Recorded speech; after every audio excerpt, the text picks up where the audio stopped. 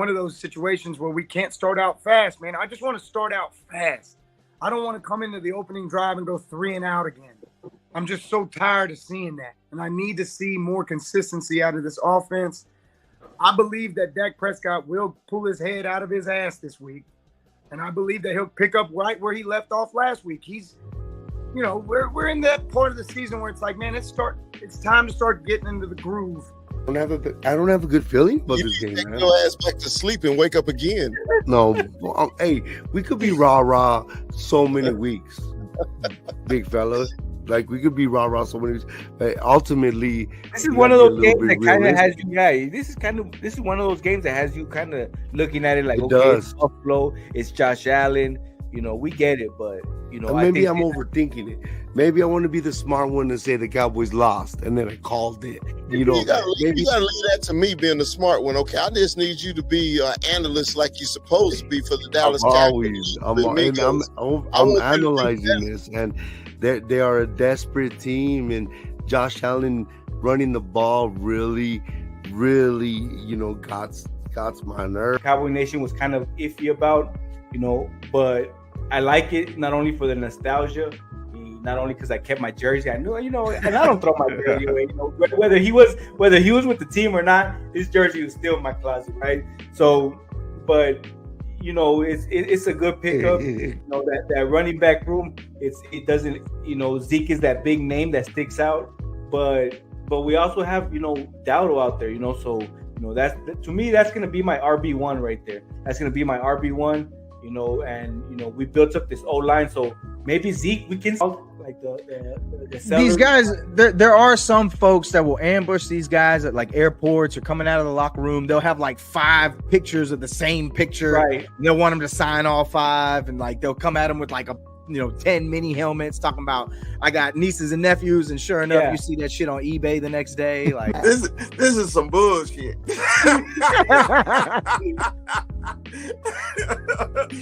What's a bullshit? You've been having some guests that I've been like licking my chops to get at, and I'm looking at them like, you got that. Oh, the other one, Tony Romo GOAT. Talking about the face of the franchise is Micah Parsons. Like, shut up. How are you gonna have your defensive player as your face of your franchise? Your name is Tony Romo GOAT. You already got an axe to grind, and it's America's team, not Cowboy Nation. Just want you to just keep this in your mind.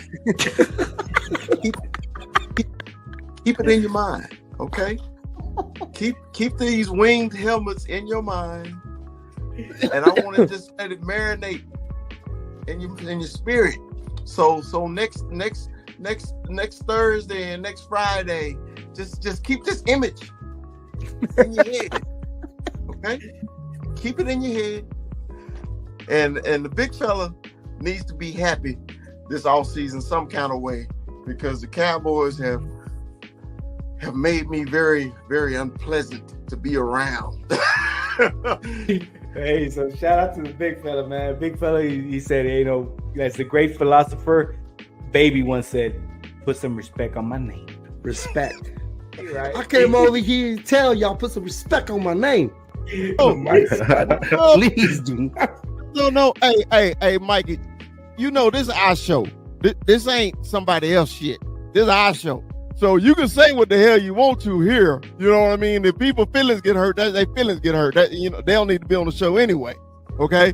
So when people pub barbershop talk and then they don't actually have it, hey man, it is what it is. Because hey, we gonna say what we got to say, but it's all love and all respect. Oh, it's mad love. It's mad love. I'm Go Cowboys!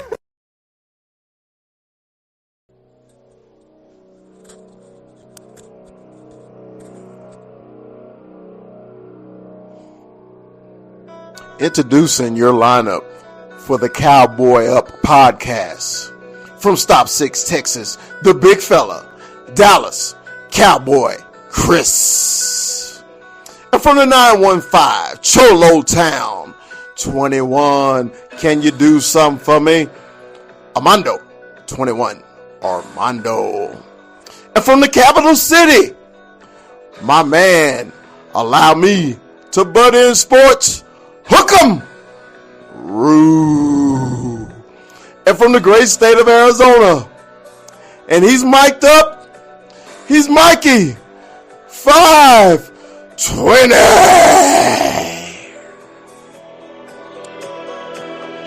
What up? What up? What up? What up?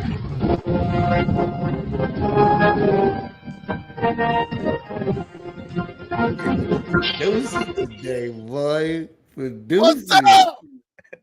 What's up, Cowboy? The Avengers have finally come back together.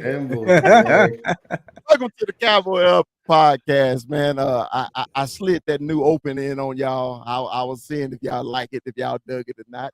I love it, big fella. I love it. I like the people that caught strays on them. Very beautiful.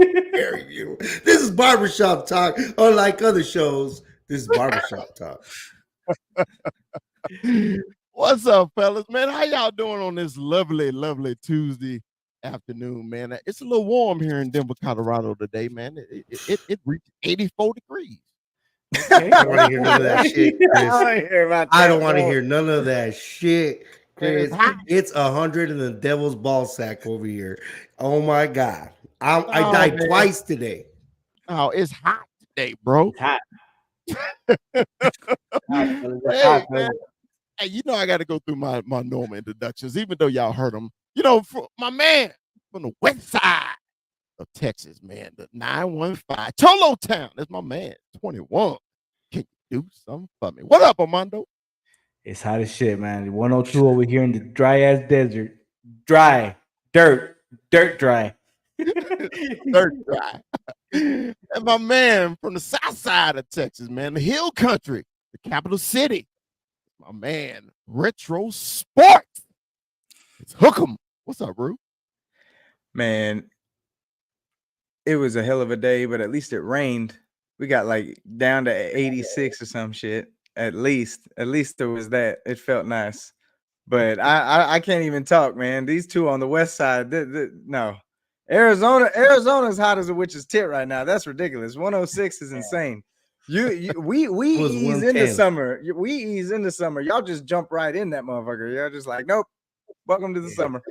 Arizona ain't got no preheat. It's just straight. Dude, it's Gooch and it's bad. It gets Gucci around here very bad.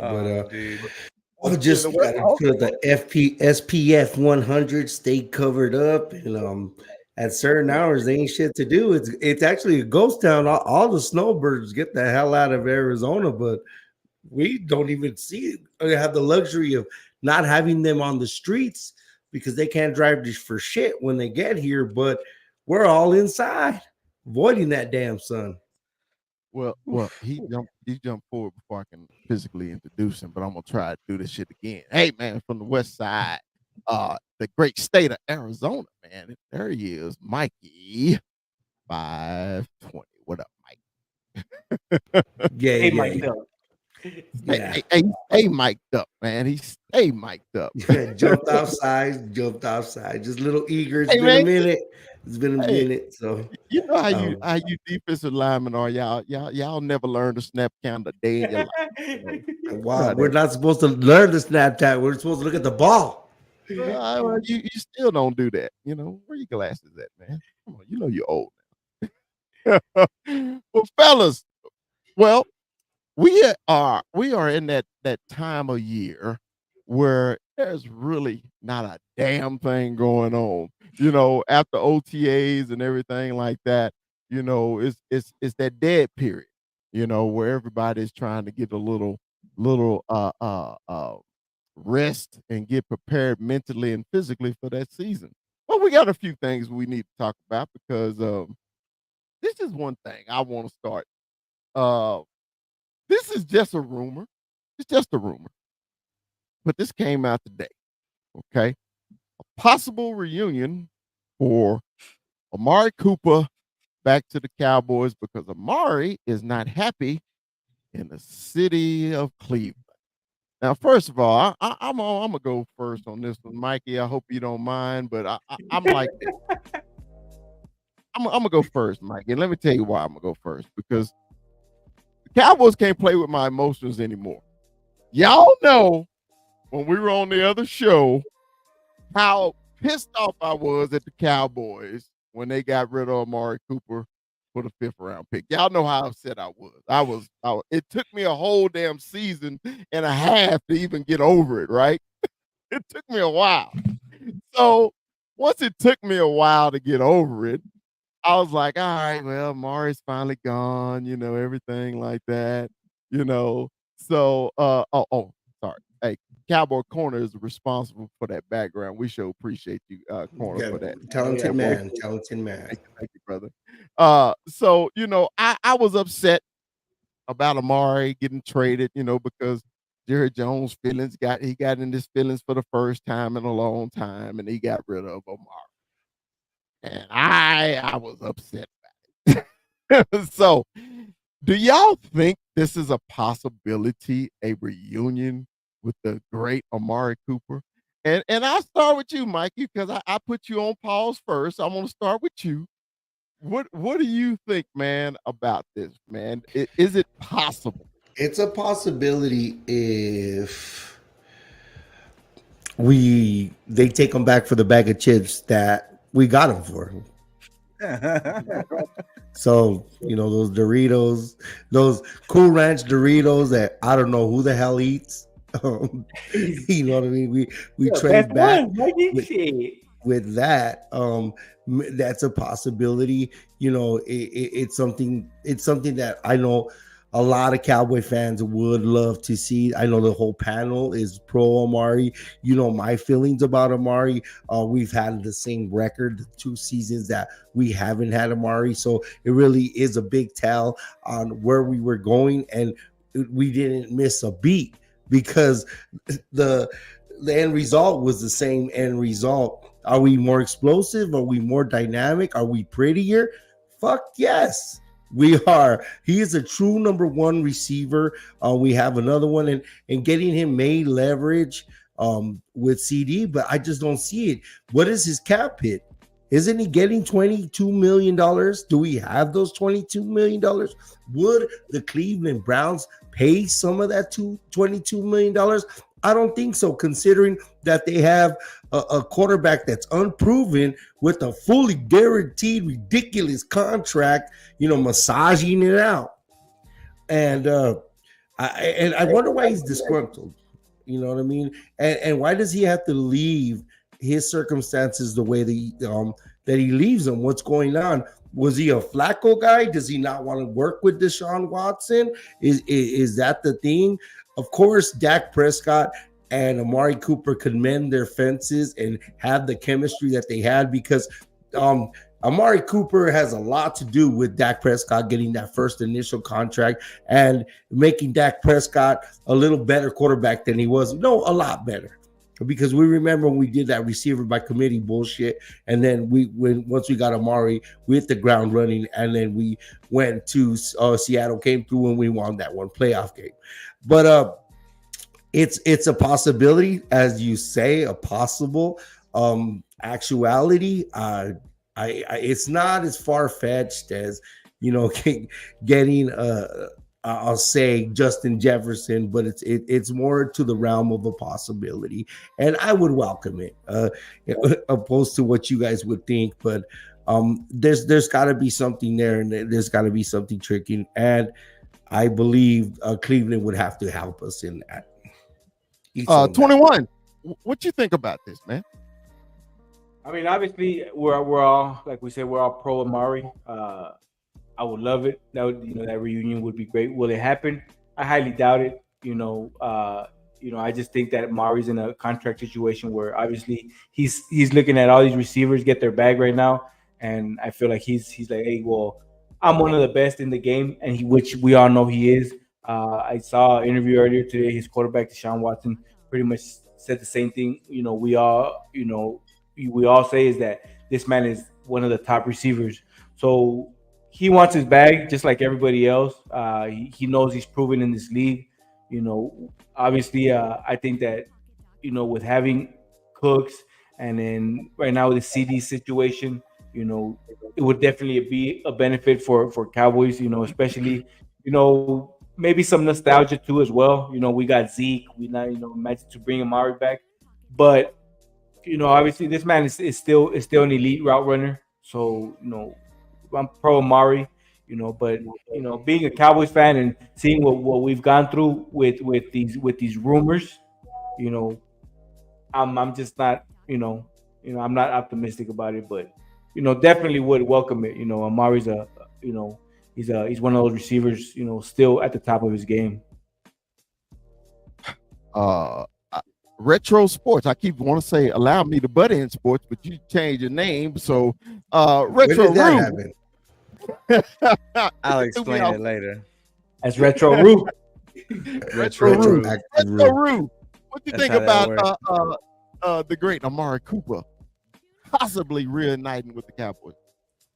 I really don't think there's a snowball's chance in hell he ends up on this roster. I really don't. Just because, number one, if you're going to go out and get a receiver, if you're going to go try to take one over, Brandon Ayuk is just sitting there. If you're going to go get somebody, go get somebody. But I don't think they have the room. And the biggest thing is they haven't taken care of what they need to take care of in-house to take care of anything outside of the house. It doesn't make sense in any sense of the word for me to think that the Browns are just going to give him up for a 5th or a 6th round pick. I don't think that's going to happen. I think that they know they could probably get, probably a 3rd or a 4th or something like that out of Amari Cooper, even in his state right now, just for the market on receivers in this league. So, and I don't think his contract hit would be tremendous. I don't think he's looking at top of the league money just because of his age, but I don't think it makes sense to bring him back to this team just because it doesn't make sense to go backwards at that position with the steps that CD's made and the fact that you're in a contract year with him and he's not even at camp. You're going to bring in the other guy that he played with before you sign him, knowing you probably got to do something with Amari Cooper too. I'll pass. I'll take care of the in-house first before I even think about doing something like that. Wow. Rue just basically said, flush your toilet before you go clean your dog shit. well, the only reason I would really consider this is because who is our number 2? Who is our number 2? That'd be Jake Ferguson as far as receptions, but our true number 2. We talking about somebody that can stretch the field and get open. I mean, okay. Now don't get me wrong. I'm in love with Jake Ferguson. I think he is the top 10 tight end in the league. I honestly do. But sometimes you got to get down the field, right? So wide receivers get more open than tight ends do any day. And with the great Armando already said about his route running, and y'all know it when he was here. When we needed it, who did Dak throw the ball to? Now, I don't think if Amari comes back, it's going to take away anything from CD. CD has proven that he is the number 1 receiver on this team. And when Amari left, Amari said on his podcast that he said CD is ready. He's ready to be a number 1. So if the guy has already said it, I think if he's just trying to get out of Cleveland, why not bring him back to Dallas? Then you got 2 bona fide receivers. Okay. I also understand what Cowboy Corner said, what Mike said. Okay, rather get a DT than a wide receiver. But if there's no DTs available, if there's nobody available, and we've already basically said that Dak is on that prove it thing again. I still don't understand that shit. But wouldn't this help Dak prove it if he has 2 elite receivers? Wouldn't it help him out? But that's contradicting having Dak coming out. It contradicts Dak proving it because we're having Dak prove it with a limited amount of weapons because they didn't go all in. And as much as we're trying to forget about that and press forward, they're going all in on Dak and Dak being that plus multiplier with what they have. And then you're talking about going downfield. You know, there's rumors out of camp that they're gonna going downfield with Cavante. They're even doing it with the Pomeranian. But they did that all last camp too. There were 9 routing it all last camp, and then we didn't see it again.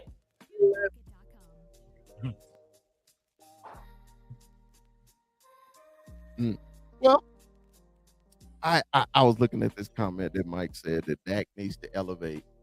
What more can Dak do? Honestly, what more? But can I get he where do? Mike's. What Mike's didn't he do? from. I mean, he is a plus multiplier. To me, like Armando. I heard your ass too, Armando, talking about the Dakers coming out. Yeah, it's out. But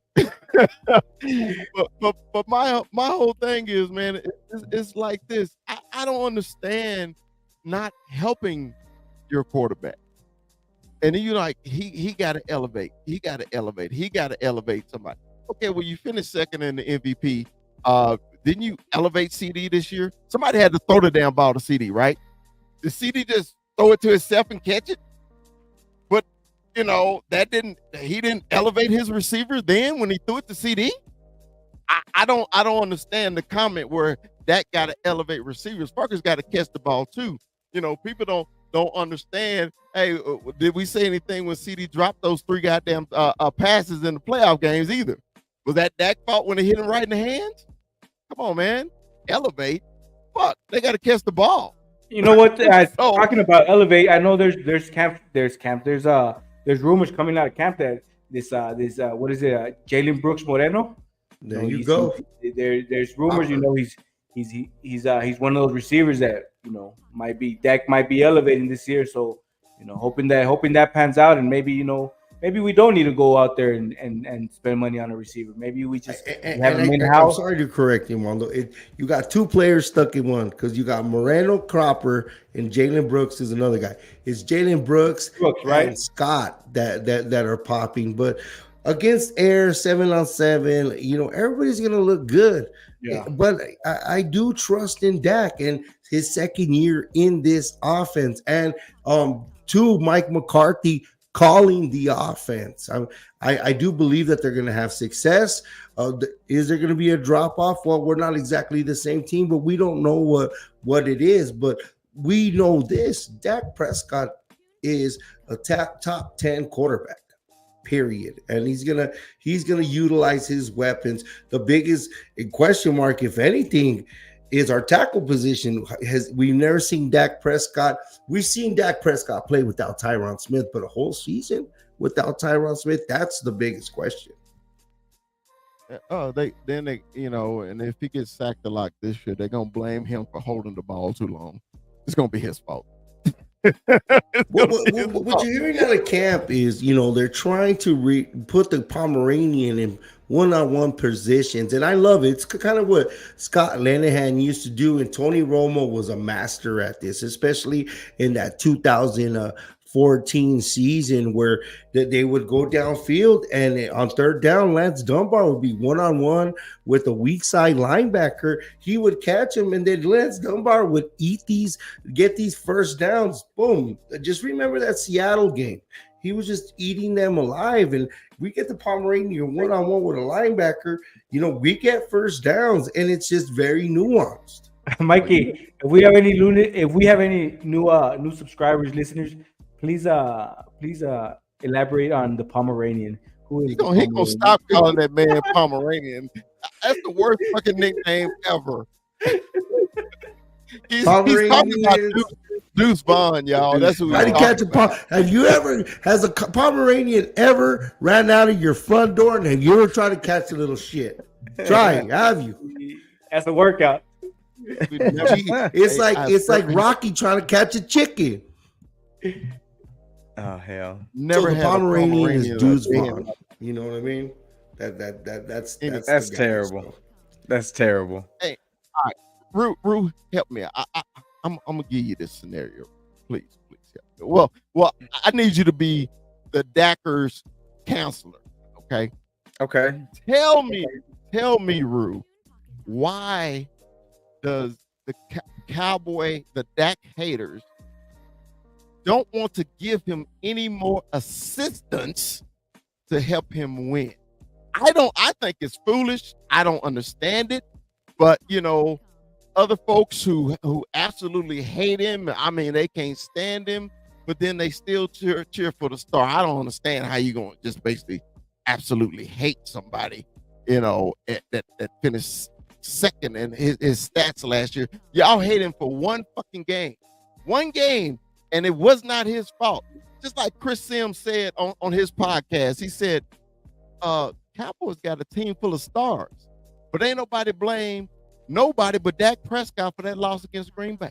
They don't blame nobody. They don't blame Michael Parsons for disappearing the whole fucking game. You don't blame CD for dropping them 2 passes. Y'all don't blame none of them. You don't blame nobody else but Dak Prescott for losing that game. And all of a sudden, y'all hate Dak Prescott. And also another shout out to Jay Tuck. Jay Tuck said this. He said one person said they were done with Dak Prescott, and it's kind of like watching The Walking Dead. And when the damn the zombie bite another person, then you got another Dak hater. Then you bite the other one, then you got another Dak hater. It just spread like wildfire because one person said he wasn't good. Now everybody hates fucking Dak Prescott. And y'all dancing like Thriller? Yeah, y'all dancing like this shit. And hey, Jay Tuck said that. I didn't say that. Jay Tuck said it. So help me, Rue, as my counselor. Tell me why I should hate Dak Prescott because everybody else hate him. Why should I hate him? It's not about hating him. And I think I understand what Corner's talking about. It's like at the end of the day, for what you're to be the top paid guy in the NFL, you got to work with what you have around you because this is what it is. And when it comes to Dak Prescott has done things that we it's funny. That video made me think about Tony Romo. And we forgive Tony Romo for all the 8-8 seasons. Tony Romo's this, Tony Romo's that. Nope. And I know that Tony Romo never had the defenses around him that he needed. I know that he didn't have the running game around him that he needed until it was too late. But with Dak, you have been getting more success and more opportunities. Now, when the opportunities came, we've made these arguments. He's on his face too many times. I've said it myself. I can make the argument that in the playoffs, he's gotten worse as time has gone on. This is that year where it's like, hey man, you asked for Jalen Tolbert. We're in that spot where it's like, you got to show me what's up. There's guys on this roster that if you're going to be the top guy in the league, you're going to be the number one quarterback, number one player paid in this league. You're going to be the highest paid player. You got to work with what you got because this is all we can do right now. And the biggest thing for me with everything else that's going on, with all the other outside noise, we've been talking about putting people around Dak Prescott since before last year. We were happy about Brandon Cooks. We were hoping to get a little bit more out of Brandon Cooks, but we got what we got. At the end of the day, he does have to work with what's there. And it is a team thing because when we look at that playoff loss, yeah, blame goes on Dak Prescott because he's not guilt-free in that playoff run.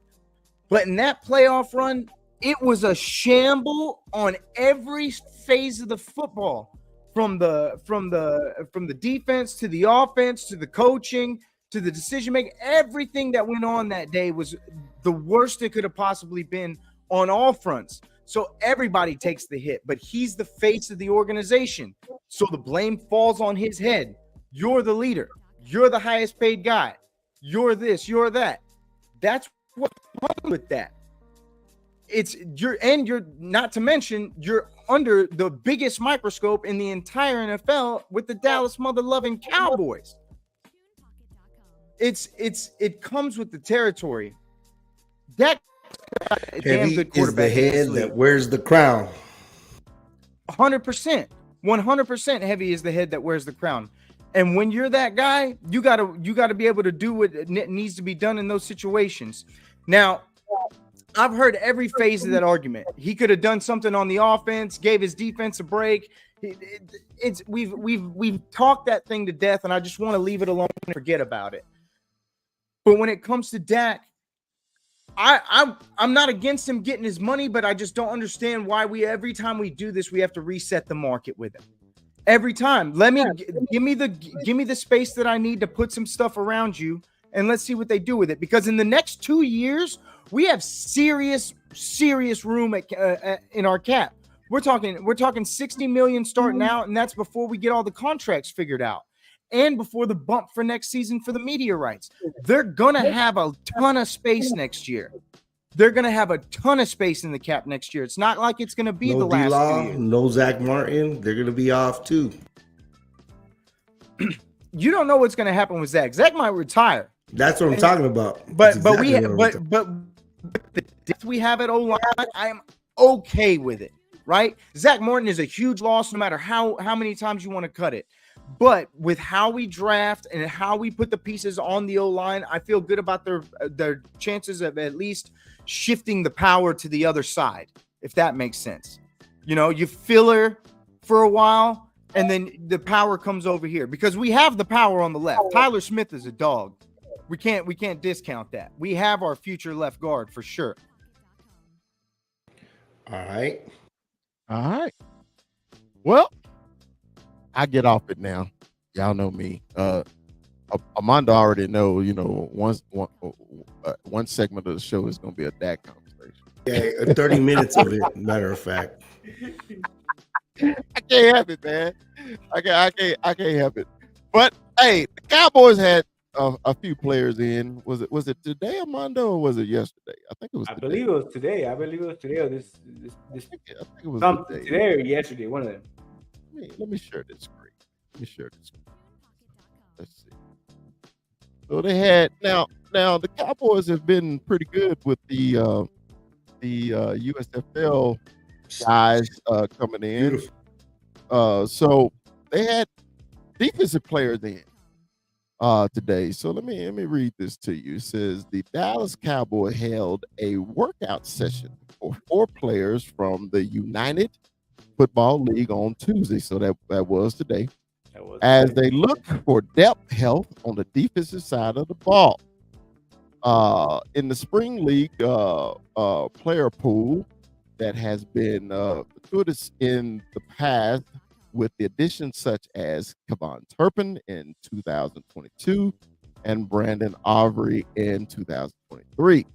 On Tuesday, the Dallas Cowboys hosted the Michigan Panthers linebacker Noah Dawkins, St. Louis Battlehawks linebacker Willie Harvey Jr., DC Defenders cornerback Garyon Conley, and DC Defenders cornerback DeAndre Baker. Dawkins, who played 3 seasons with the Buccaneers Jets from 2019 to 21, tallied 38 tackles for the Panthers in 2023. The 6'1", 235-pound second-level defender played his college football at the Citadel, where he was a first-team All-Southern Conference honoree in 2018. Harvey Jr. was the UFL league leader in tackles, 78 in 2024, as well as a linebacker leader in tackles for loss for 9. He forced 2 fumbles. Originally a undrafted signee for the Browns in 2019, Harvey Jr. played 2 seasons in the seasons in Cleveland in 2019 through 2021 before he'd been released. Conley is a former first-round pick from the Oakland Raiders. I did not know that boy was a first-round pick. Where he spent 2.5 seasons before he was traded to the Texans, where he finished the 2019 season. He would then spend his final year as a rookie contract on injured reserve before signing with the Defenders in 2023. He had 2 interceptions in 2024, where he tied for 5th in the UFL. All right, so the Cowboys. Oh, I actually had one more, but don't worry about it. I'm more excited about the linebackers coming in. 21, what you think about? So this little four piece, out of all of them, I think Harvey Jr. is the one that I'm really looking at. We've had, I believe he was the top defender in the UFL. And usually when we like Brandon Aubrey, when we went and got him, he was like the number one kicker, or he was something in the UFL. Same thing for Cavante Turpin. He was the number one that year. He was the MVP. He was the MVP, right? I believe. So so we've had success there. Obviously, the same thing I would say. With Harvey is maybe you guys know our linebacker situation right now is short, and we got we got Overshawn coming off of that injury. So definitely that's one of the ones that I would kind of maybe want to see. Yeah, maybe want to see step into that linebacker role. Definitely. Okay. Hey, Rue, which one of the four, man, are you interested in, man? What's really funny about the other two is that they're both both of the corners were former first round picks, and that's wild. That both of these guys were former first round picks, and now they're coming back to us from the UFL. And what's even crazier is that they're on the same team in the UFL. They played together. And basically you brought the best backfield from the UFL to camp.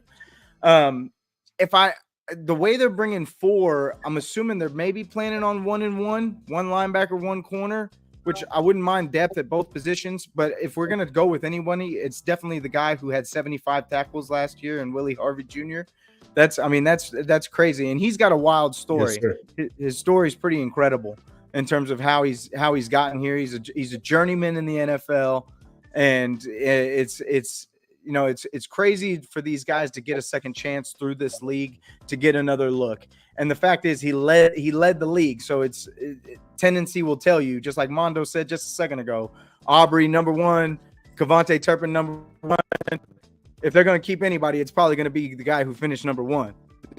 See what he does in this workout and against our offense. Mikey, which one do you like, brother? I'm with Rue. I'm with Rue with Harvey Jr. just because to make that tackle and to lead the league twice in a row in tackles, that's all effort. That's grinding. That's a mentality that we need in camp. I know you per Brian Broaddus on For the Love of the Star podcast, he was talking about Overshown coming back and looking bigger, looking agile, and looking good, which is great for us. And that Maris Lua foul is hitting. And our linebacker room is taking a big turn, considering that we played last year with the safety as a linebacker. But depth and competition does not hurt, especially a guy that's pure effort in making tackles and being a monster, finding and reading and finding himself in the right space to make tackles. It is nothing but a plus and something that could rub off our young guys, and we could have somebody with experience in the locker room. So I like exactly where Rue's at. I'm with Rue. But if anybody I would want out of the UFL, that you know what I mean, like pipe dreaming, I know we're talking about the guys. We need still our running back position. Our running back room is still, not what we know. And our DT, there's a lot of bad things coming out about Mozzie that's real disheartening. And we still need that one technique. I know they don't fall out of the skies, and we're not going to find them at the UFL, but that was something I was pipe dreaming that needs to fall on our lap some way or somehow. I know they were talking about Lindell Joseph, but that's neither here nor there. I'm still with Rue and Harvey, and that would be great for our linebacker room. Man, I'm glad what you said though, Mikey, about our linebacker room is actually getting better. Last year, it was probably the weakest point of our whole team was the linebacker. Breaking news. It was a joke. You don't see the second one. Oh, he sucked me in, dude. That's the last time I'm going to take him serious. I'm sorry for interrupting. He got you. So He straight up did too. He's like, breaking news. What? As soon as I saw that, I hopped on. I was like, okay, what do I see? That's why I didn't put it. That's why I didn't put it up yet. I was like, okay, he's coming back, and then Mondo put it up, and I was like, dude, it ain't what y'all think, and that fucking corner got y'all again. Anyway, oh man, talking about the linebacker room, sir. I'm sorry for interrupting. Bro, hey man, it's not a problem, Mikey. Hey man, but it's like you. I'm glad you brought up the linebacker room, man, because haven't y'all seen how vastly improved it's been? And then if you bring in Harvey, then you can rotate them and keep them healthy and fresh. Because apparently our one technique ain't doing shit. So we're gonna need our linebackers to make plays, right? So if we get another linebacker like Harvey that's a tackling machine. Okay, if Overshown, they said he came back bigger and stronger. I was like, oh, that's what they're saying. The kid's bigger and stronger. Okay, cool. I'm down with that. And then the kid from Notre Dame, please help me if y'all could pronounce his name. Maris Louis Fowl, and that kid is just a good kid, instincts, knows how to cover batting balls. They're saying that this kid was taking first team reps, and that's just. And then expect them to, and us, that gives me goosebumps, considering that we could have got the running back there, and a lot of us were, and for him to pay off and be a contributor on our team, that's just good. And again, with Harvey, he's serviceable in the 53-man roster, a guy that's pure effort. What do you think that does for our special teams?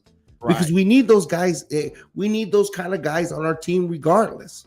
And also what I like Harvey real quick, Ru. Well, one thing that Ru said is he's a journeyman. So this is that those second chance guys, those are guys that are looking for that break, and these guys are gonna, they're gonna come in here and they got a point to prove. So definitely,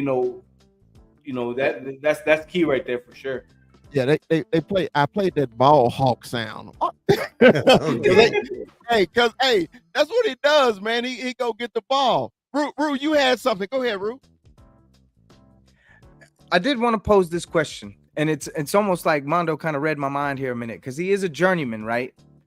Mm-hmm. The difference between him and like Turpin and Aubrey was a soccer player whose girlfriend convinced him to go try out and play football, and here we are, right? Yes.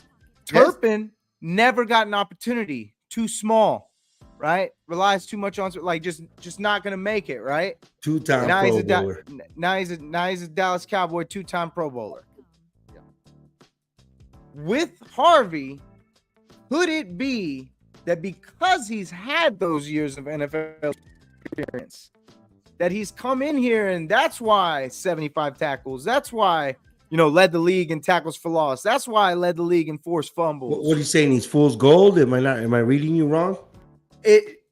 I'm just asking. Do you see it as different? And is it more of a reason why you're seeing more of these guys showing up instead of just one or two like you've seen in years past? Does that kid Noah have a chance to overtake Harvey, right, in that spot? And not to mention, like you said, we've drafted some linebackers. We have some linebackers coming back that we've heard good things about. Is he going to find a spot coming back to the NFL? That I can't sit here and tell you I've watched every snap of his plays. I haven't. No.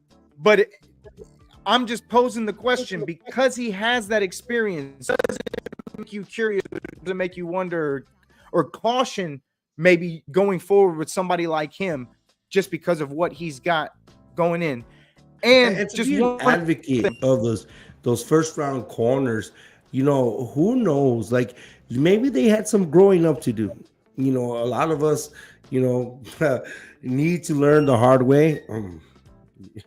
You know what I mean? To get their shit together. And they were stars coming out thinking it was going to come easy, and they needed to hit rock bottom to come back up. And that's the beauty of this spring league. Like, as much as we're talking about the Cowboys, that's the beauty of this spring league, and I hope that the NFL gets ingrained in it and helps it grow for the sake of the sport of football and for rosters and guys making it on the team and stories like this, we've hit 2 times in a row. Like, we're banking on hitting on our draft. We're banking on hitting on we've been hitting on this stuff, and that's where the frustration comes from Dallas Cowboy fans these last couple of years. That all the way goes back to our first conversation. Right. Well, shout out to Danny, man, this New York Giant fan that strolled up in the house, man. You know, he slid through our back door. What up, man? Hey, good brother. What's up? Danny got to know. Let's see what he said. Are you guys worried that you guys will lose CD and Parsons because of Grandpa Jerry continuing to be a hard head? Well, Grandpa is a hard head. He uses the bathroom on himself a lot. But one thing he will do, he's gonna pay his stars. All this is gonna be last minute, like he always does. It just, being a Cowboy fan, we so used to it, you know, where every other organization will jump in ahead of this, you know, and cut this off before it gets too outrageous. Because if I was Jerry, I would have went with the CD first. Hey man, this is what we got. Here's the offer. We know it was going to be a lot of money. So, like I said, CD, all you had to do is make him the highest paid, and then you know the 2 players behind him was going to succeed him. But Jerry didn't do it. So we're going to sit, and CD going to wait probably till a day before training camp and exactly. Sign.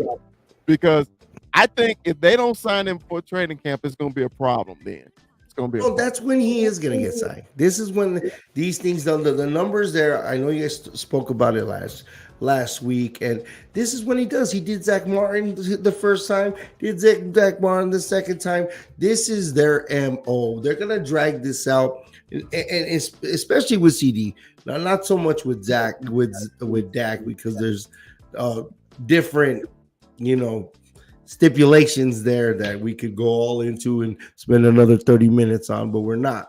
Especially with CD, it's a done deal. Like, we know he's going to be a Cowboy.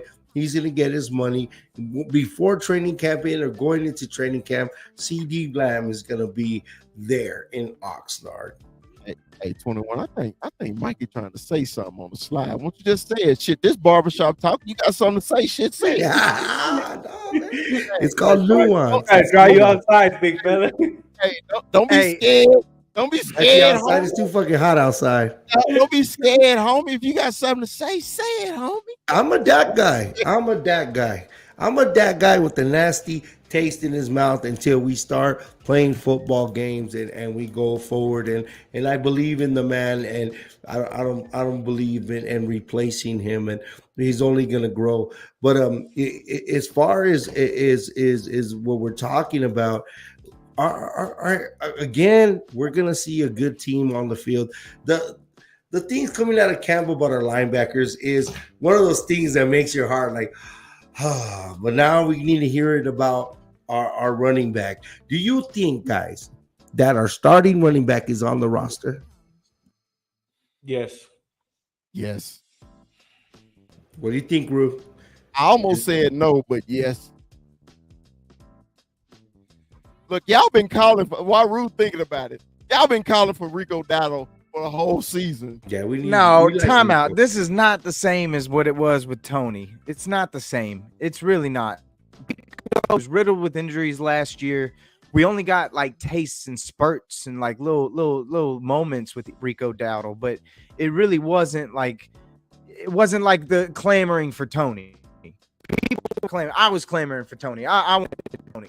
And it 1,000-yard whatever season, but the run game was just non-existent. It wasn't something that we could rely on, and it wasn't something that was genuinely used properly. You got guys like a Tony Pollard running through the A gap, like it don't make sense. What are you doing? This is not how you use your Ferrari. Hitting his head on the wall, hitting his head on the wall, hitting his head on the wall consistently, and it was consistent damage to this man. So it didn't make sense, but McCarthy's not a running guy, man. So I can see this being committee.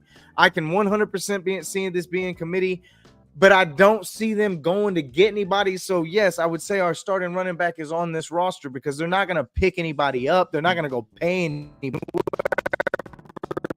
Whoever was available to go get in that kind of situation is already gone, baby. It's over. Say goodnight. Right, next question. Those glimpses that you did see from Dowdle, they were good glimpses, and they were glimpses where you're like, okay, if we can get more of this, because I remember games where I was like, man, I want to see more of Dowdle. Obviously those injuries caught up, but I'm excited. I'm excited to see Rico Dowdle as a RB1 and see what he can do with these young.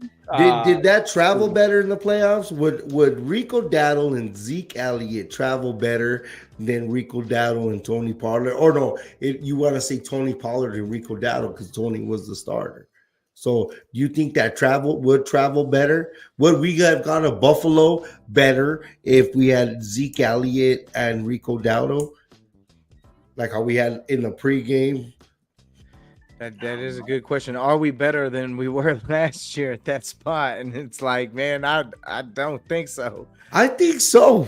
Tony. So you take Dowdle over Tony right now.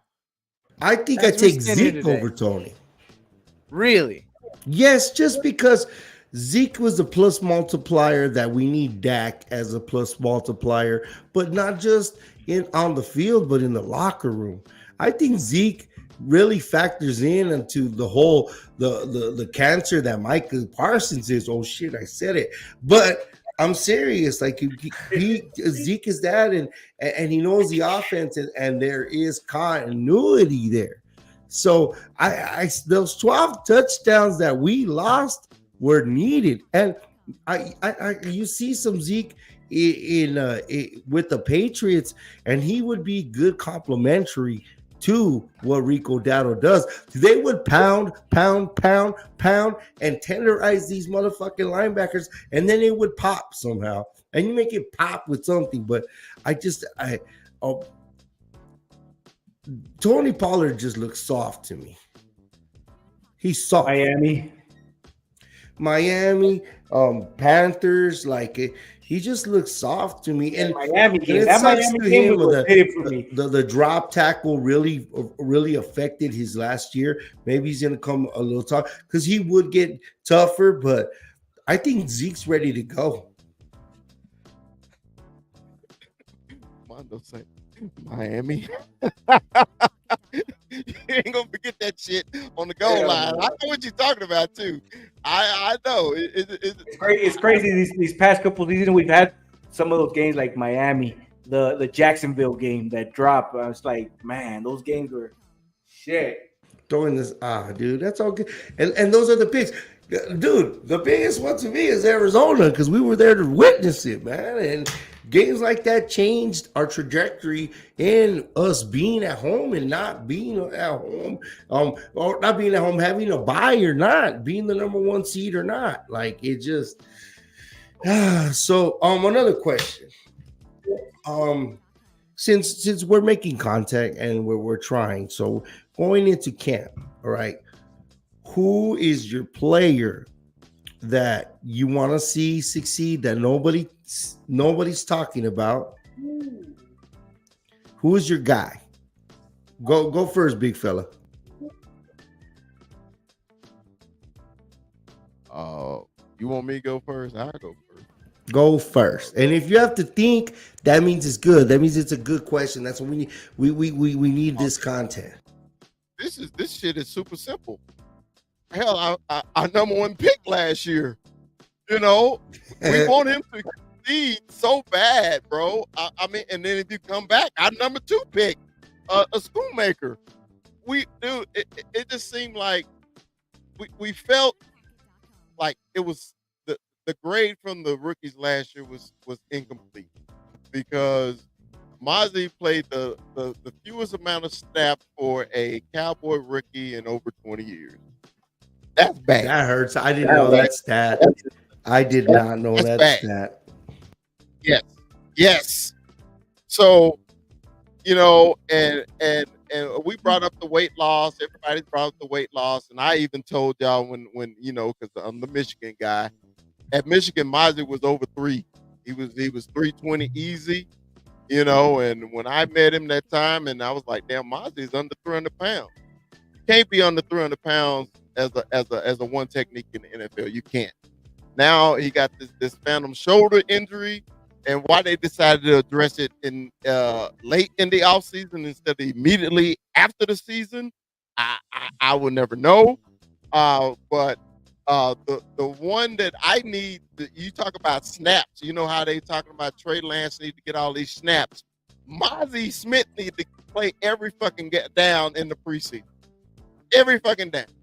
I mean, because if you're our number 1 overall pick and you played the least amount of snaps as a number 1 pick in the last 20 years for the Cowboys, that's a problem. Okay. And then Schoonmaker needs to do something because what's the kid name? He's our 4th tight end, but he got hurt last year. Rue, you remember his name? It's with an H. Hey, Hendershot. Hendershot. No, not Hendershot. And then Stephen Jones too. Sean McKeon. No, Stephen Jones got hurt with Overshown game, and he's flashing in minicamp. But Hendershot is another one. Our tight end room is thick. Yeah, our tight end room is thick. No Diddy. Exactly, no Diddy. But all in the videos, dancing and shit. Yeah. So for my I got 2. My Michigan boys. Mozzie Smith and Luke Schoonmaker. That's me. And to add to you, well, I'm a big fella. Reports at a camp is they're both hurt. That Schoonmaker has that, and it's just bad. And is he gonna be a chronically hurt guy? I hope not. All right, Mondo, who do you?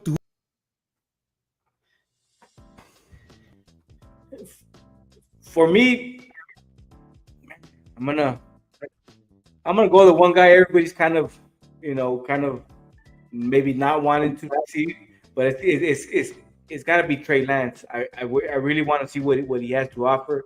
I want to see what the hype is about. There's reports of him really putting in work. And I'm gonna go 1B. Micah, man. Micah, are you really gonna, put up this season? Or are you gonna, what are you gonna do? You've talked the talk. We seen it last year, the talk, and there was no, there was no walking. So, but that definitely that 1A is Trey Lance. I'm excited to see him. I want to see what that work is really about. So, Trey Lance going into this training camp. I want to see what it's about. While reports out of camp come with Trey Lance can't make certain throws. That there's not a zip in the ball coming out of his hand, and he hasn't made all the throws. Hold on. Breaking news, Mike. Breaking news, Cowboy Corner. Trey Lance can't fucking throw. he can throw that corner route.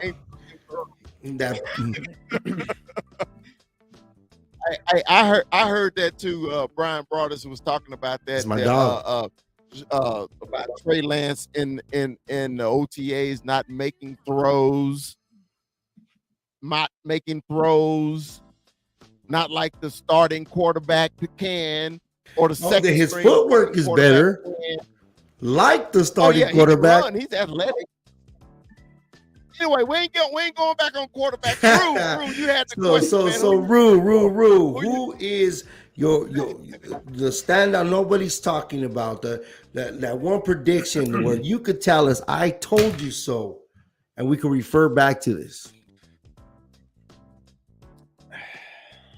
And I told you so. I really don't have that's genuine of my own right now. The only one that I'm really rooting for above and beyond anything else, and if there is a I told you so there, is because I knew he was going to be what I thought he was going to show us in preseason, but we were robbed of him from injury.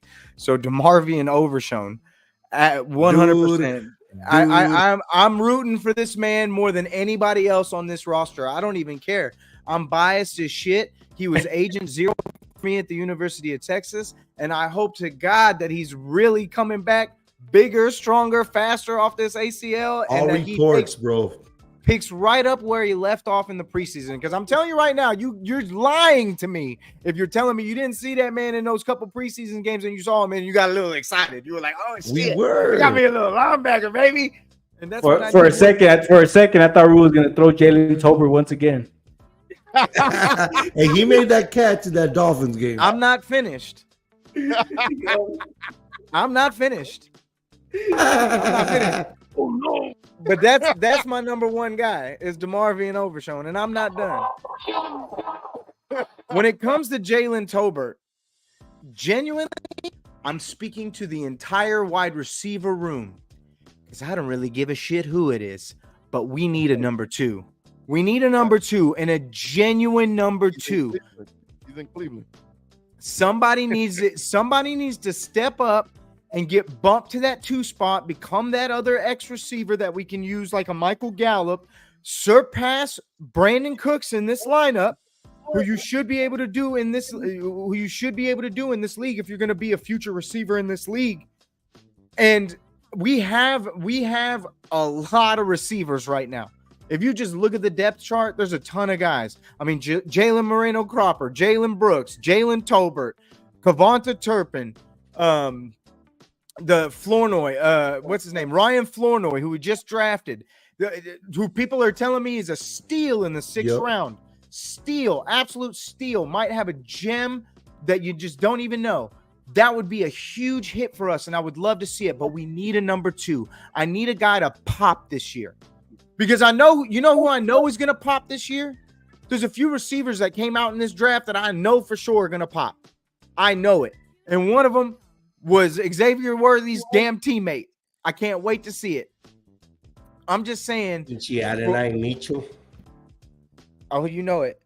All I'm saying is the door is literally flung wide open. It's off its hinges in this wide receiver room. It is so wide open for anybody to step in and take that spot. That's now or freaking never. Because things are going to be different in terms of what you're looking at next year, because a lot of these guys will be gone. Yeah, like there's reports coming out that Scott, right. We were big on Scott, him and Jalen Tolbert, and then Jalen Brooks, he just needed some meat on us. So let me tell you my guys, and I have a bold prediction with this one because I don't know. I just might as well. And this is a gut feeling. This is, with me and my gut feelings. Sam Williams is going to have a better pass rushing year than Micah Parsons. Wow. I like that. Sam Williams is going to be something. Sam Williams, it's his time, and I believe Sam Williams is going to have a better year than Micah Parsons. And that's what we hope and we pray for, so we don't have to pay Micah as goddamn much. And the second kid is friend to the show. Hopefully we can get him on. I believe in Brock Hoffman. Brock Hoffman is gonna show out and really put up a fight. There's a reason why they didn't get a center early on. And yes, we got Cooper Beebe, but Cooper Beebe still at heart a center. Oh no, a center, a guard. So we all know in our old show there was a Mike Solari was a big name we talked about, but Mike Solari is a big fan of Brock Hoffman, and like we talked about Journeyman being hungry, on being 8th round pick or whatever. I like this kid, and as much as we've had Larry Allen's, rest in peace, and we had Steph Noskis, we had Derek Kennard's, guys that weren't exactly first round picks. Mark Tuinei was a defensive tackle, and then they moved him to tackle. So not all guys are going to be first round picks and obvious guys. And if they got this guy and he's a gem and he's a steal, I'm a Brock Hoffman guy. So yeah. Well, okay, we got a few more subjects real quick. We'll do this one. Micah and Zimmer. Micah and Zimmer. Mondo, you brought this subject up. What do you want to talk about with Micah and So Zimmer? I know there was reports. Well, Micah came out and talked about how him and Zimmer really haven't had conversations. They're kind of it's just to me it feels like if you're that face of the defense and you really haven't talked to your defensive coordinator. We all know the relationship that Dan Quinn and Micah had. So do you guys think this is something where where Zim and Michael really haven't had conversations? I know we had that little thing where Michael didn't show up to the not what was it? It was voluntary. It's voluntary. So I just think that to me, this is kind of a little bit of something.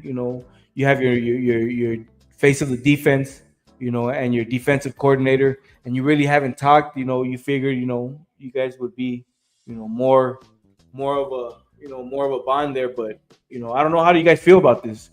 I don't know if you guys saw the Micah interview where he talked about it. Well, I saw it. To me, at first it kind of ticked me off, but then I told myself, I wasn't going to continue to dog out Micah this all season. I've been on that trade Micah kick. I've been on a lot of things with Micah, and I just want to do this. I just want to be patient with him because we got to remember these are different kind of athletes. They do things differently in their off season because we think about one thing, man. You get in your playbook, you get in the gym, and you get bigger, you get stronger, and you be the best citizen you can. But nowadays, of course, they got platforms like we do. We get on here and we talk. Micah's been on podcasts left and right. He's been traveling the world. He's been living his best life. But the problem is, when you're a member of the Dallas Cowboys, of course, everything you do is magnetized 10,000%. And when I heard that him and Zimmer hadn't really talked, at first it bothered me. It bothered me tremendously because I was like, man, the star of the defense ain't talked to the brand new defensive coordinator. Yeah, that's exactly. It didn't sit well with me.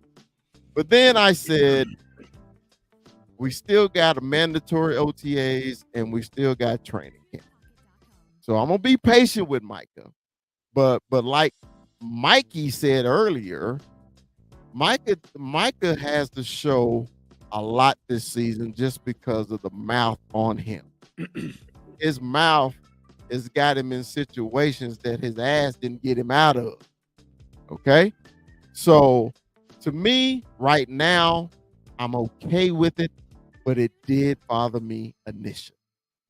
Rue, what you got on it?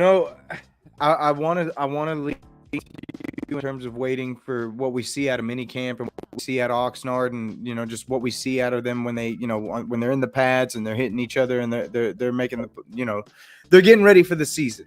I want to see it then, but I really hate this.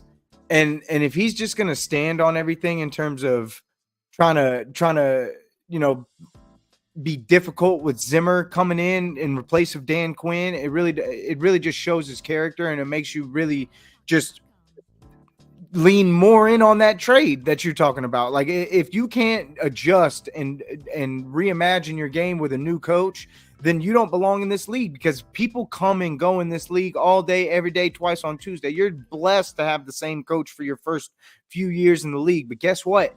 You're going to see different faces all the time. They're going to do things differently. They're going to change things up. You might not see the same guy from this year to next year, which I don't believe that's going to be the case. I really think that with what Zimmer brings, if he can make everyone around him better consistently, then he should be able to do it for you too, Micah.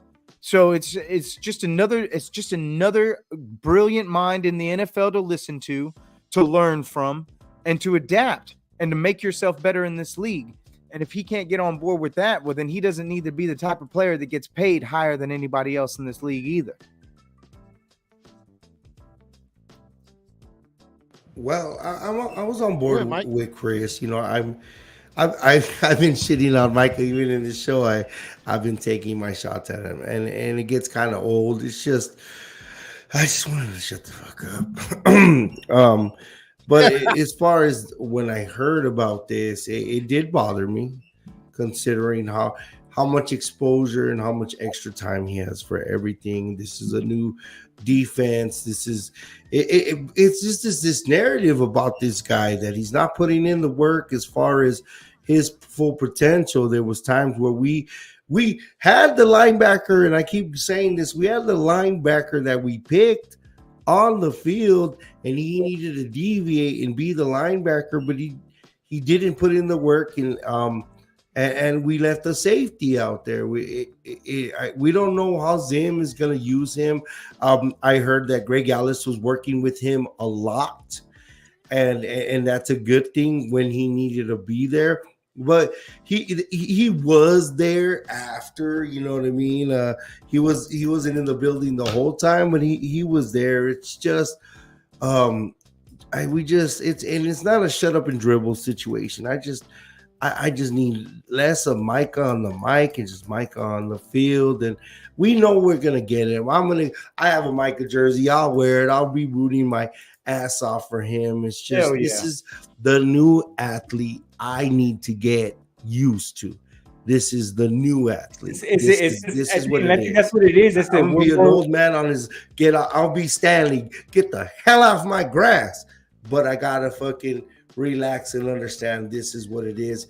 And like Chris said, his mouth has wrote some checks, and dude, he need to cash them.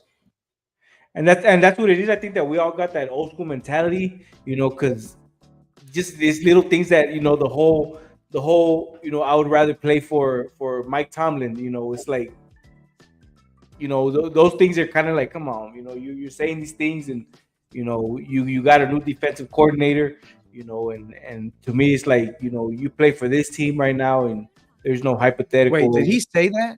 He did, yeah. I don't. He said that, dude. I didn't know that shit. Like, and then the way you went was perfect. Like, I'm on. Yeah, it's like, I mean, he talked about if it was any other hypothetical team he would play for, and it was pretty much the Steelers, right? So Mike Tomlin. So that's funny. Like, that's funny. So you're like, you got a new defensive coordinator. You say things like this, and it's like. But you get it. He is a Harrisburg guy. He's a Pittsburgh guy. So. Pittsburgh, like, don't totally kill him, but he's just sometimes. But it's just like telling. No. Aside, you know what? We can hide behind the fact that it's Pittsburgh and it's Pennsylvania and this, that, and the third. But he was probably a damn Cowboys fan growing up, if we're being honest with ourselves. And not only that. Think about what their team is built on and who they've got. What does he want more than anything? He wants sacks. And what do they have on their team that gets more sacks than anybody else in this league? TJ Watt. TJ Watt. You mean Taco Charlton? I mean TJ Watt. It might be nothing. It might be absolutely nothing. But it's just another thing that's just a little telling. You want Mike Tomlin to be your coach. Mike Tomlin hasn't won a playoff game since 2014. And he just got extended. 3 years. 3 years. Speaking about what's going around the league, Chris? Shit, football. No, I know we had this last subject. Christian McCaffrey. McCaffrey. Goddamn, I'm tired of today. Christian McCaffrey is going to be on the Madden 2024 or sometime for damn. So is this a curse? I really hope so, because 25. Okay. So is it a curse? I mean, because normally when you on that cover, you don't do good that season, or you get hurt. Now, God forbid. Hey, I am not cheering for this man to be hurt. That's not me. I'm not that guy. Okay, but do y'all think it's a curse for CMC to be on the Madden cover? You know, there's a lot of teams that, well, a lot of fans. I want to say fans that you know, they hope that their player is not on that cover because of past situations. You know, I know I had asked Rue if he knew, like, off the top of his head who you know, who these players are. I kind of don't remember any of the players. Vick, the first Michael one. Vick, yeah, Michael Vick was one of the first ones. You know, so you know, but you know, shout out to CMC, man. You got that cover. I know it's a big thing around the Madden world. I'm not a Madden guy, right? You know, I think when I was young, but it just got too complicated for me, and it's too many buttons and shit, right? But I could get into it and beat my kids. I just need like a couple of games. It's football, baby. It's football. I was Tecmo Bowl, so you know, I just Bo Jackson running around, you get a touchdown, baby. Right? You know, but that curse, man. I you know. I'm a little superstitious, you know. Sometimes I wear the same jersey 2 times in a week if we won in that jersey. So, you know I've lost in every one of my jerseys, I swear. But the thing is, like, all right, I know we're talking about CMC ain't good for fucking him, and you know what? Curse the motherfucker. You know what I mean? Like, fuck him. Fuck them to hell. Fuck them in their ass. Anyway, and everybody looks like them, and everybody dresses like them. Fuck them. So, but think about Dallas Cowboys that could have made the covers that didn't. Like CeeDee Lamb could have made this cover. Dak Prescott could have made this cover. The closest one probably was DeMarcus Ware.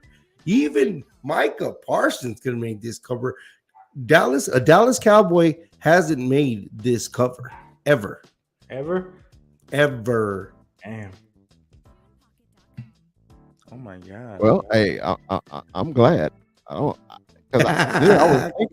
was thinking. So Zeke never made the cover. No, sir. Zeke no. Matter of fact, the last running back to even don the cover of Madden that was active in the NFL, Peyton Hillis was the last. Peyton Hillis was the last active.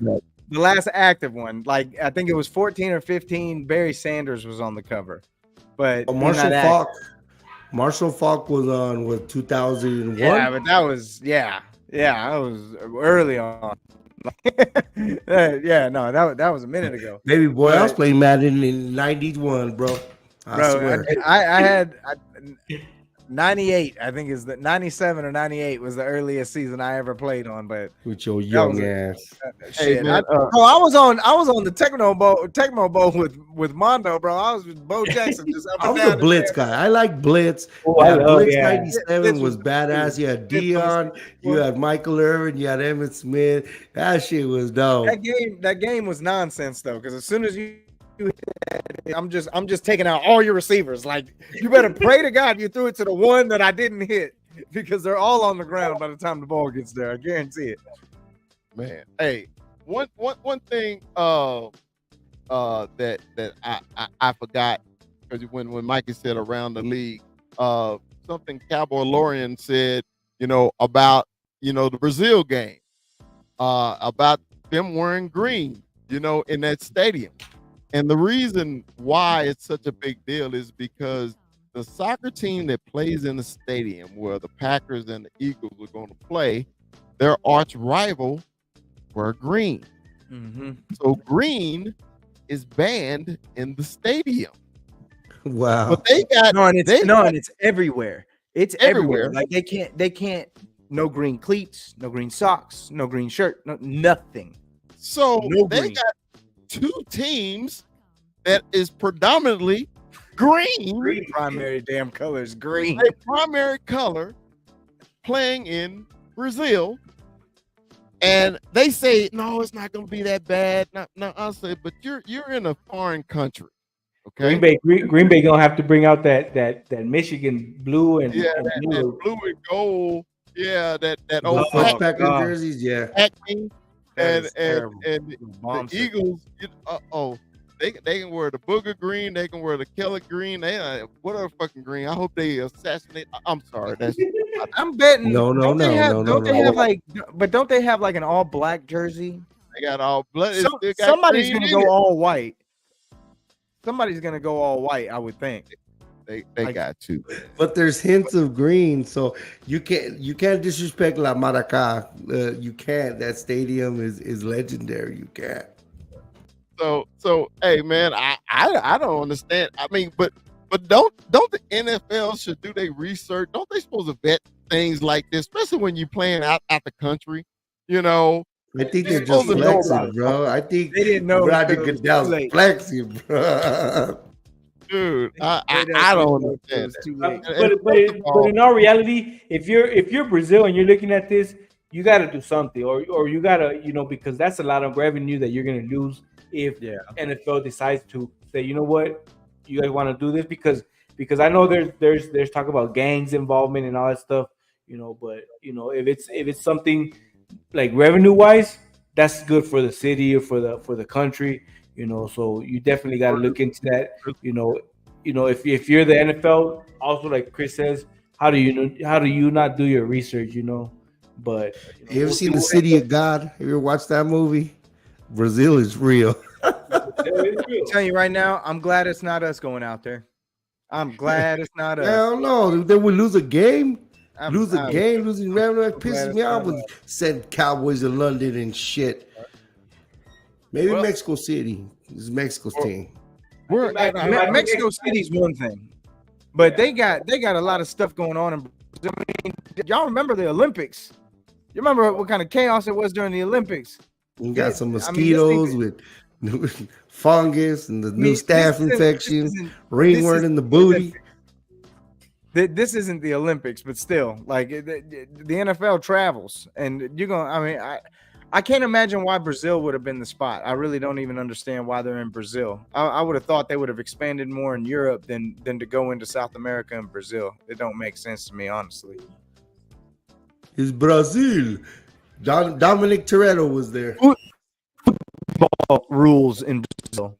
I don't know. Bro, if y'all know any Brazilians, they be like, football? Like not your football.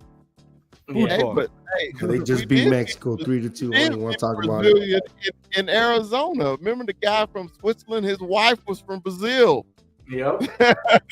So yeah, she's a Cowboy fan. But anyway, corner. Look who and try to slide in here, man. Let's see what I want to talk about.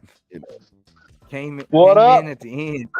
Yeah, what up, corner? What's happening? How you doing, Michael?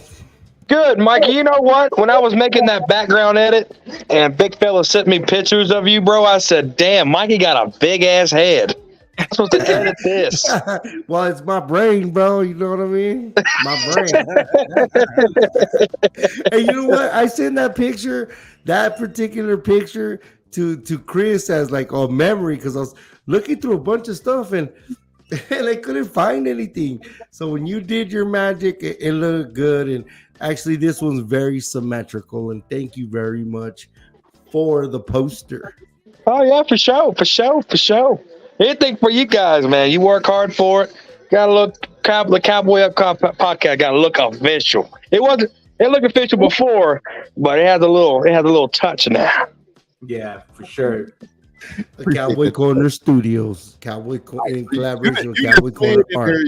You done slid in here. Some must have lit your fire. So what didn't lit it? Come on, Mike. Oh, not lit my fire, man. It was a great show. Had you in my pocket while I was throwing the football with my daughter and stuff. And it's so funny. The other day I threw the football and it went through her hands and it hit her in the shoulder.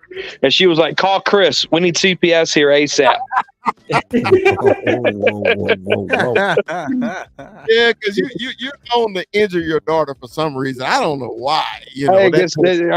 Are you tough enough? That's what we do here. Arturo Sanchez, you got to be tough. You got to be tough. That poor baby has been going through it. I don't understand. Her dad is just abusive. Ask him how old his daughter is. Like, why are you throwing it so hard to a 3-year-old, bro? She's 10, bro. My kids are double digits, man. And I'm only 34. I'm living life. I'm gonna be empty nested in my 40s, young 40s. That's a deal. I'm on the same boat, bro. That's a deal. Right. Hey, so Mike, you caught us at the end, man. So we're at our final thoughts. You got any thoughts on this week, man, and the Cowboys, anything around the league? Oh man, dude, it's a long 6 weeks up until training camp. And the guys I'm worried about the most is guys like Sam Williams. Need them to stay out of trouble. Yes. And do everything right. We need this guy at training camp. We need competition at a new level. I'm glad that Nealon got signed, so there's no distraction with that. Yeah,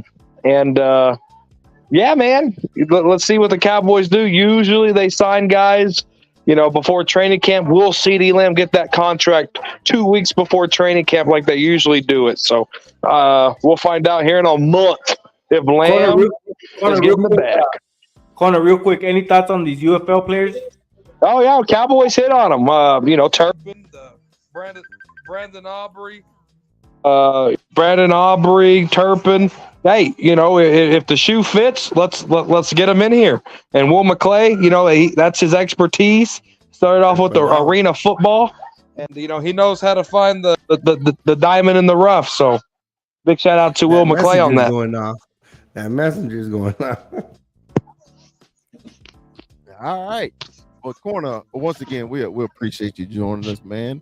We're going to let these panelists give their final thoughts, man. And once again, hey, man, if y'all don't follow Cowboy Corner on Twitter, he's a great follow on Twitter. I told him he need to post more on TikTok, though. But, hey, his main page is Twitter. So you find him at Cowboy Corner on Twitter. All right, Mike. We appreciate you, fam. All right. Let's go, man. Let's start with 21. 21, man. What's your final thoughts, man? These 5 weeks before training camp. It's going to be a long 5 weeks, but I'm excited for training camp. We'll see if we get any news within these 5 weeks coming up. But like Corner said, we want these guys healthy going into training camp. Stay out of trouble. I really want to see what these if we bring in any of these UFL players. See what they can do, especially these linebackers. But we got a lot of time, Cowboy fans. We got a lot of time these 5 weeks, but it will fly. And next thing you know, we'll be in training camp. So let's get excited, man. All right, 21. Thank you, Mr. What's your new name? I keep forgetting. Metro. That's retro. Metro Central. I mean, Rue. It's already how to do it. God damn. Give me your final thought. Hey, love. It ain't nothing but love, fam. Cold-blooded. Just gonna get me like that. Got me off guard and everything. Now I'm fumbling and shit. Sorry, Rue. Nah, either way. No, y'all are fine. It's not like I told anybody. That shit just kind of happened, didn't it? Anyway. Man, well, what happened? Did Pardon in the Interruption tell you not to be using? Yes, they sent me a cease and desist. And it was what it was, man. I don't want to deal with them. I already gave enough money to lawyers in my life for sure. So fuck all that. And anyway, for me, man, it's just like I just hope this version of Moneyball that the Cowboys are playing with the cap and with how they're finding these players and all this stuff pans out. Because the fact is, we've been saying this for weeks, and I really can't wait to get the pads on these guys and get it going and seeing like real, clips and little things that we can see, games that we can see for these guys here in the near future. Obviously, with minicamp, preseason, OTAs, everything's coming up, and it's just like it can't get here soon enough because there's so many question marks at so many different spots that we've been talking it to death, and it's just like. I just want to see it at this point. I just want to see it and find out if this little Moneyball routine actually worked or not, because it feels like that's what they do every single year. It's consistent Moneyball. Give me the value for different spots, and we're going to find them in different places. Now, it's hit, and sometimes it doesn't. But the fact is, this year it needs to hit in a lot of different places, where in years past it really hasn't. It's been nice, and it's been extra. But this year, it's like, we've got questions, and I'm hoping that everything pans out the way it should, because we are returning more All Pros than any other franchise that's out there in the NFL today. Yeah. So they should be able to do something with that. one way or another. Questions or no questions. All right. Mikey. He just compared Jerry Jones to Billy Bean. That's a chuckle and a half because they're polar opposite, man. But anyway, I'm with Cowboy Corner. Like, don't light a firecracker and blow your freaking hand off. Don't get arrested wherever the hell you're at, Florida, across the seas, or do something illegal, get drug tested, and then you have to lose 4 games in the season. Like, don't do cowboy shit, especially on 4th of July weekend. Please don't do cowboy shit. Please, you know them well, don't you? You know them well. We, the Stephen A. Smiths of the world, the Shannon Sharps of the world, will relish this bullshit. So please do not. And as far as the next couple of weeks, there's going to be a little bit of stuff, and we're going to be working hard on bringing content, little bit of games and stuff. So stay tuned, like, subscribe. The season is coming. The year is gone. Our lives are going and dwindling right in front of us. The sun, the sand and the hourglass goes. So I'm happy we're getting through it. Stay cool, hydrate. The football season's around the corner, and it's exciting. Just how much this is a part of our lives, and it's going to go and it's going to continue here on the Cowboy Up podcast. Remember, like, subscribe, and if anything, tell your friends about us. All right. Well, let me tell you, the big fellow's final thought is this, man. I was kind of excited about the United Football League players coming in. I'm really excited about Harvey. Hopefully the Cowboys can seal a deal, because one thing the Cowboys hit on offensive linemen, and they hit on United Football League players. So hopefully we could hit again. So, like Mikey said earlier in the show, man, it will that linebacker room that was the weakest part of our team now is getting pretty strong, and I hope we can make it even stronger. With Zimmer being the defensive coordinator, man, I think they will shine this year. And also going back to the Micah situation, only thing Cowboy fans want from Micah Parsons is just maturity. That's all we want. We know it's a different era. It's a different type of player now, but just because it's different don't mean you can't mature. So we want you to mature, Michael Parsons. Other than that, as the number one Dacker in the world, hopefully the Cowboys will give him some help and succeed.